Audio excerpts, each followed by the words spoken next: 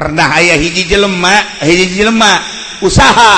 sagesa usaha boga anak opat nyana masantrenkeun anak nu opat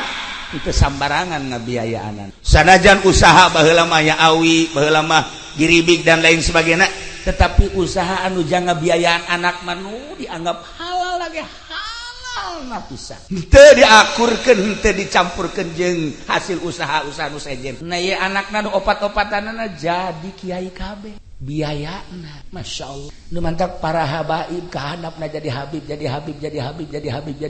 tetesan ti luhurna habib mana kieu anak kiai ge kahandapna engke minimal jadi kuyai nya kuya dicai lamun kiai na apik baheulana duit ti pamarentah mah punyana tilok di dahat ai leutik mah duit bangsa ti calo-calo tara nah diapika anak teu kudu usaha hese beleke gerage bakal netes ka anak tapi lamun sambarangan nah ieu